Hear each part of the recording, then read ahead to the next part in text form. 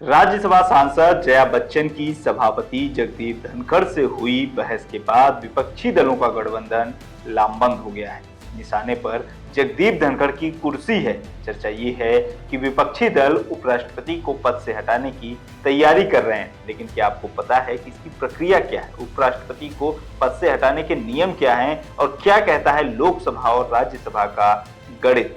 भारत के उपराष्ट्रपति का पद देश का दूसरा सबसे बड़ा संवैधानिक पद है। उपराष्ट्रपति राष्ट्रपति को अपना इस्तीफा सौंपकर पद छोड़ सकते हैं या फिर उपराष्ट्रपति को राज्यसभा के एक ऐसे संकल्प द्वारा पद से हटाया जा सकता है जिसे राज्यसभा के तत्कालीन सदस्यों के बहुमत ने पारित किया हो और जिससे लोकसभा सहमत हो।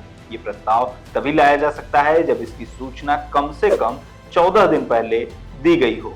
यानी उपराष्ट्रपति को हटाने का प्रस्ताव लाना है तो 14 दिन पहले आपको नोटिस देना होगा।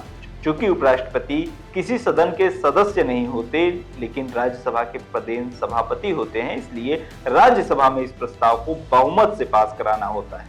यहाँ ध्यान देने वाली बात यह है कि उपराष्ट्रपति को हटाने की ये प्रक्रिया महाभियोग की प्रक्रिया से अलग होती है। महाभियोग के जरिए राष्ट्रपति और सुप्रीम कोर्ट के जज को हटाया जाता है। इसके लिए 2/3 बहुमत की जरूरत होती है, लेकिन उपराष्ट्रपति को हटाने के लिए प्रस्ताव के समर्थन में सामान्य बहुमत की जरूरत होती है। यानी जितने सदस्य मौजूद हैं सदन में उस वक्त, उनके आधे से ज्यादा सदस्य प्रस्ताव से सहमत हो। राज्यसभा से पास होने के बाद लोकसभा से भी इस प्रस्ताव पर सहमति ली जाती है। दोनों सदनों से प्रस्ताव पास हो जाता है तो फिर उपराष्ट्रपति को अपना पद छोड़ना पड़ता है, उन्हें पद से हटा दिया जाता है।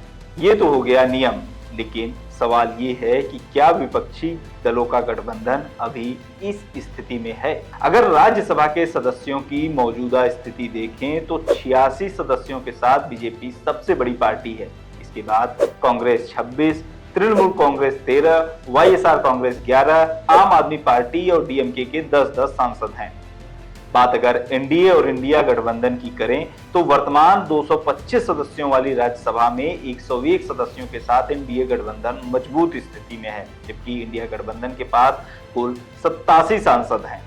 बीजेडी के 8, वाईएसआर कांग्रेस के 11, एआईएडीएमके और बीआरएस के 4-4 सांसद हैं। ये पार्टियां फिलहाल किसी गठबंधन में नहीं हैं। अगर ये विपक्षी इंडिया गठबंधन के साथ जाती हैं, जिसकी संभावना काफी कम है, तो भी इंडिया गठबंधन के लिए राज्यसभा में प्रस्ताव पारित कराना आसान नहीं होगा, क्योंकि राज्यसभा की 12 सीटों पर चुनाव के लिए नोटिफिकेशन जारी हो चुका है और अगला सत्र शुरू होने से पहले इन सीटों पर चुनाव हो जाएंगे। इन 12 में से करीब 10 सीटों पर बीजेपी के जीतने के आसार हैं।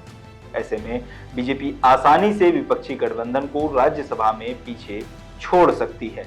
हालांकि कुछ दल जो दोनों ही गठबंधन के साथ नहीं है, वो वोटिंग के दिन अनुपस्थित रहकर भी चुनाव नतीजों को प्रभावित कर सकते हैं। राज्यसभा के बाद प्रस्ताव लोकसभा में जाएगा, जहां एनडीए गठबंधन पूर्ण बहुमत के साथ सत्ता में है। लोकसभा में विपक्षी गठबंधन इंडिया के सदस्यों की संख्या 236 है, जबकि एनडीए के कुल सदस्यों की संख्या 293 है। बहुमत का आंकड़ा है 272, जहां तक पहुंचना इंडिया गठबंधन के लिए फिलहाल संभव नहीं दिखाई दे रहा है।